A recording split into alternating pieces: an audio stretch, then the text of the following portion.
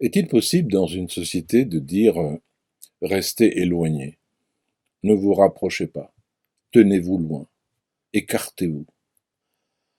On s'aperçoit d'abord de la brutalité de ces mots, qui sont nécessaires évidemment pour les raisons sanitaires, mais pris en leur sens propre, ils sont effrayants. On peut constater tous que, sans réflexion, le mot qui s'est imposé est celui de distanciation sociale. Mais il ne s'agit pas d'une distanciation sociale. Si je ne m'approche pas de 1,5 mètre de quelqu'un, c'est une distance physique. Or, il y a là comme un lapsus. Tout se passe comme si on n'avait pas osé dire distance physique, de peur qu'au fond, ça devienne une distance sociale. Donc on l'a dit tout de suite. Mettons entre nous de la distance. D'abord, on constate que ça contredit tout ce que la pensée a pensé depuis des décennies. Toute la philosophie, toutes les sciences humaines se sont acharnées à montrer la proximité qu'on devait avoir avec l'autre, à dénoncer les distances qu'on prenait, les mises à distance qu'on prenait vis-à-vis des autres, qui avaient des noms.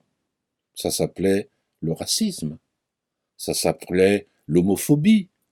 Tenez-vous à distance, il est homosexuel. Tenez-vous à distance, il est noir ou jaune ou rouge ou ce que vous voudrez.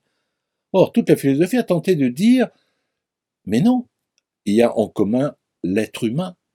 L'être humain, il est comme toi, c'est-à-dire qu'il est en toi. Maintenant, la distance qu'on établit physiquement aboutit à des gestes qui eussent été pris comme des gestes d'une grande hostilité et que nous faisons aujourd'hui. Gardons-nous d'en prendre l'habitude. Nous nous écartons quand quelqu'un s'approche de nous. On change de trottoir parfois. On fait une déviation du chemin afin de ne pas frôler la personne. Du coup, tout le monde devient étranger. Le sociologue allemand Georg Simmel disait l'étranger, c'est le plus proche des lointains et le plus lointain des proches.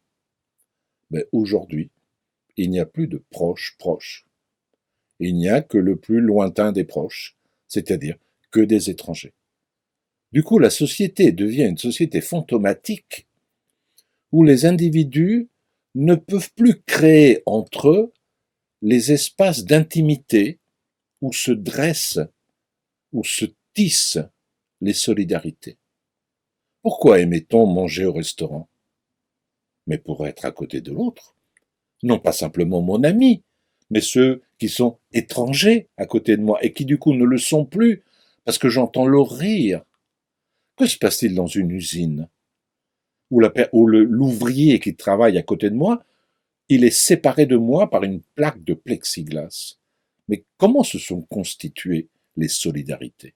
C'est-à-dire les luttes qui ont permis des inventions, mais aussi des révolutions, des complots, mais aussi des créations, des créations d'humanité. Elles se sont faites parce que nous étions proches. Je me sens proche de toi et nous avons un projet ensemble. Aujourd'hui, dans la société, nous avons dessiné des traces par terre afin que nous ne soyons pas près de l'autre. Restons loin les uns des autres. Mais si ça avait été un commandement, ne pas traiter l'autre comme son semblable, mais traiter l'autre comme celui qui ne doit pas franchir la barrière. Nous avons mis des années à réfléchir à l'effacement des frontières, et aujourd'hui, non seulement nous les rétablissons entre peuples, entre nations, par nécessité, mais nous les introduisons entre toi et moi. C'est-à-dire le tu qui était le plus proche par rapport à moi, et il devient un autre quelconque.